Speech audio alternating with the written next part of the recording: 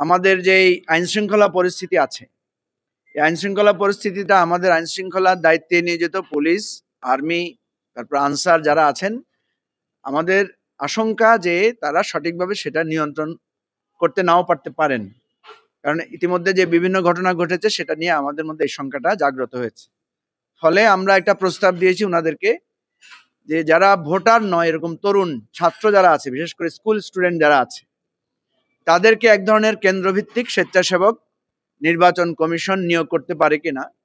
কারণ আমাদের এক্সপেরিয়েন্স হচ্ছে নিরাপদ সড়ক আন্দোলনে কিশোর ছাত্ররা যখন স্বেচ্ছাসেবীর ভূমিকায় ছিলেন, ইভেন আমরা এবারও দেখেছি যে মাইলস্টোন কলেজের ঘটনার পরে আমরা যখন ওই বার্ন ইউনিটে গিয়েছি তখন দেখেছি যে সেখানে ছাত্ররা টোটাল সিচুয়েশনটাকে সুন্দরভাবে হ্যান্ডেল করেছেন, মানে অ্যাম্বুলেন্স আসা যাওয়া, রোগীদের রক্তদান সহ সবকিছুতে, যেটা পুলিশের পক্ষে হয়তো সেভাবে সুন্দর করে করা সম্ভব হতো না। সেজন্য আমরা ওনাদেরকে অনুরোধ করেছি যে আপনারা পুলিশ আর্মির পাশাপাশি স্কুল ছাত্রদেরকে, যারা হয়তো ভোটার না বাট কিছুটা তারা সাইজে এবং বয়সে বুঝার আছে এবং যারা এই গণ অভ্যুত্থানের জেএনজি হিসাবেও ভূমিকা রেখেছে, তাদেরকে যদি আমরা মোটিভেট করতে পারি এবং তারা যদি ভোটারদের এবং প্রার্থীদেরকে এই বয়স থেকে আবেদন জানায় যে কোনো ধরনের সহিংসতা বা নির্বাচনী আচরণবিধি লঙ্ঘন করা যাবে না, তখন এই স্বেচ্ছাসেবকদের একটা বিরাট রোল হতে পারে আমাদের এই নির্বাচনী সহিংসতা রোধ করার জন্য। মাননীয় সিওসি মহোদয় আমাদেরকে এটাতে খুব অ্যাপ্রিসিয়েট করেছেন। উনি বলেছেন আমরা এই ধরনের চিন্তা করেছিলাম, কিন্তু আপনারা যেভাবে স্কুল ছাত্রদেরকে এঙ্গেজ করার কথা বলেছেন এটা আমরা ভাবি নাই। এটাকে আমরা এটা খুবই ভালো আইডিয়া। আমরা বলেছি যারা ভোটার না বাট হয়তো 1-2 বছরের ছোট আছে, 16-17, 1 বছরের জন্য হয়তো ভোটার হতে পারে নাই, এই ধরনের ছাত্রদেরকে আমরা এখানে ইনভলভ করতে পারি, ছাত্রীদেরকে সহ। দ্বিতীয়ত আমরা একটা বিষয়ে খুব জোর দিয়েছি, সেটা হচ্ছে নির্বাচনী ব্যয়। আপনারা জানেন যে 25 লক্ষ টাকার একটা নির্বাচনী ব্যয়ের কথা বলেছে। আমরা স্পষ্ট করে আমাদের দলের সাধারণ সম্পাদক ব্যারিস্টার ফুয়াদ এই বিষয়ে আগেও বক্তব্য রেখেছে, আমরা সেটাকে আবার জোর দিয়ে বলেছি যে আমরা নির্বাচনী ব্যয়ের জন্য ওদিকে কাটছাট করার কথা বলছি, কিন্তু নির্বাচন কমিশন কোনো ব্যয়ের দায়ভার গ্রহণ করে না। আমরা দেখেছি যে কয়েকটা খাতে প্রার্থীদের বেশি টাকা খরচ হয়। একটা হচ্ছে পোস্টার, একটা হচ্ছে সমাবেশ করা, আর একটা হচ্ছে নির্বাচনের দিন ভোটারদেরকে আনা নেওয়া করা। আমাদের প্রস্তাবটা ছিল এরকম যে পোস্টারকে নিষিদ্ধ করে নির্বাচন কমিশন নিজেই পোস্টার ছাপানোর দায়িত্ব নিতে পারে কিনা, যারা যারা প্রার্থী আছে সবার ছবি দিয়ে মার্কা দিয়ে যে এই পোস্টার ওনারা ছাপাবেন এবং গুরুত্বপূর্ণ কিছু কিছু জায়গায় ওনারা লাগাবেন। ব্যাপক হারে পোস্টারিং প্রতিযোগিতা, যত্রতত্র ব্যানার, পরিবেশের জন্য ক্ষতি হবে না এবং এই আনহোলি কম্পিটিশনটা প্রার্থীদের অর্থনৈতিক ব্যয়ের জায়গায় কিছুটা হলেও তাদেরকে নিয়ন্ত্রিত রাখবে। 2 নম্বরে হচ্ছে জনসভা বিষয়টা, জনসভা করতে, বড় বড় মিছিল করতে আর্থিক ব্যয় হয়, সেটাকেও কম করা যায় কিনা, এবং এগুলো শুধু হ্যাজার্ডও তৈরি করে, থ্রেটও তৈরি করে, মারামারিও তৈরি করে। এগুলা ওনারা বলেছেন যে এগুলা নিয়ে ওনারা ভাবছেন। থার্ড, আমরা যে প্রস্তাবটা দিয়েছি যে ইলেকশনের দিন ভোটারদের আনা নেওয়া করার জন্য এবং যারা ভোটিং দায়িত্বে পোলিং এজেন্ট থাকে, দেখা যায় প্রার্থীরা এদের খাওয়া দাওয়ার ব্যবস্থা করতে হয়, ভোটারদের আনা নেওয়ার জন্য প্রচুর গাড়ি ভাড়া করা, এটা নিয়ে অনেক পয়সা করে খরচ হয়।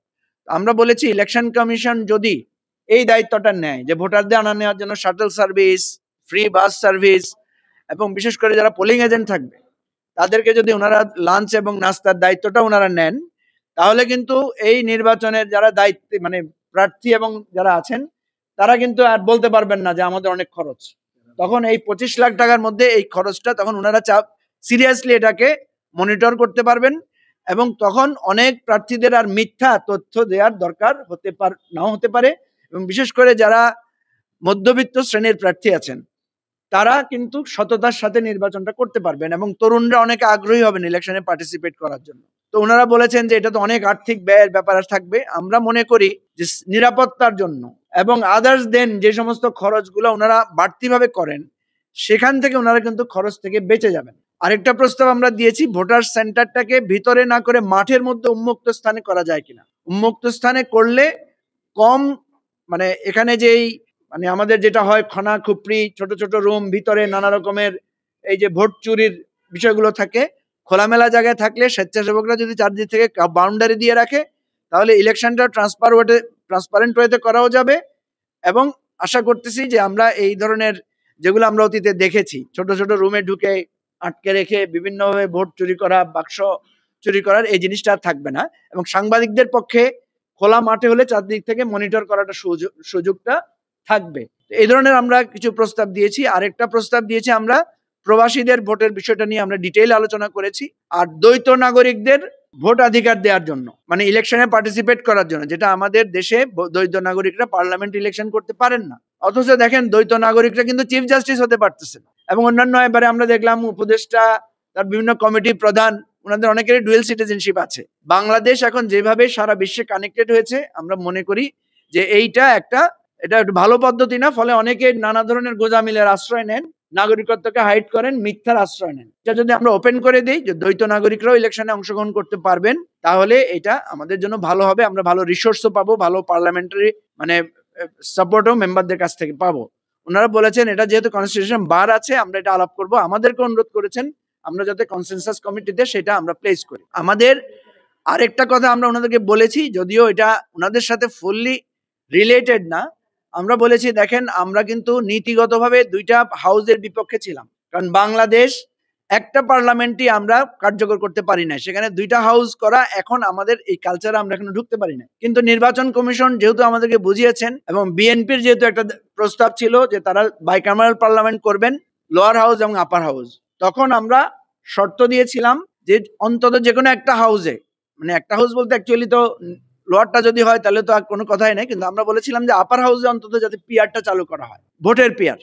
তো এখন আমরা এই প্রস্তাবটা দিয়েছি, কিন্তু আপনারা জানেন যে কনসেনসাস কমিশনে সবাই একমত হলেও একটা বড় দল তারা আপার হাউসে পিআরটাকে অ্যাকসেপ্ট করতে চান নাই। ফলে আমরা ইলেকশন কমিশনকে বলেছি যদি আপার হাউসে পিআর না হয় তাহলে আমরা ইন প্রিন্সিপাল বাইক্যামারাল পার্লামেন্টকে আমরা যেটা বলেছিলাম সেটা আমরা প্রত্যাহার করে নিব। আমরা দুইটা পার্লামেন্ট হাউসের আমাদের যে সমর্থন ছিল সেটা আমরা দিব না। আজকে আমরা কনসেনসাস কমিশনকে এটা লিখিতভাবে জানিয়েছি। ফার্দার মোর আমরা বলেছি যে লোয়ার হাউসেও একটা মিক্সড করা যায় কিনা, 200 আসনে ফার্স্ট পাস দি পোস্ট আর 100 আসনে ভোটের পিআর করা যায় কিনা। নির্বাচন কমিশন এই বিষয়টা আমাদের শুনেছেন, আমরা কনসেনসাস কমিশনকেও দিয়েছি আমাদের প্রস্তাব। আমরা আশা করি দেখি ওনারা কি করবেন। এর বাইরে আরো কিছু আলোচনা আমাদের আছে। আমাদের যে এবারে যে থ্রেডটা আছে, এআই জেনারেটেড সোশ্যাল মিডিয়া, নানা রকমের থ্রেড আছে প্রচার প্রচারণায়, সেগুলোর ব্যাপারে আমরা ওনাদেরকে বলেছি যে আপনারা তরুণদেরকে উদ্বুদ্ধ করেন, তরুণদেরকে এখানে আপনারা ইনভলভ করেন প্রচার প্রচারণায়, যাতে এই ধরনের থ্রেডগুলো থেকে বাঁচা যায়। ওনারা বলেছেন ইন্টারন্যাশনালি ওনারা অনেক রাষ্ট্রের নির্বাচন ব্যবস্থাপনায় যারা জড়িত তাদের সাথে কথা বলেছেন, তারাও বলেছে যে আমরা তো এআই টিআই নতুন দিকের যেই থ্রেডগুলো আছে এগুলো নিয়ে আমরাও তটস্থ, আমরাও এগুলো ফেস করতে পারছি না। সো বাংলাদেশের এবারে নির্বাচনে এটা একটা সিরিয়াস ইস্যু হবে।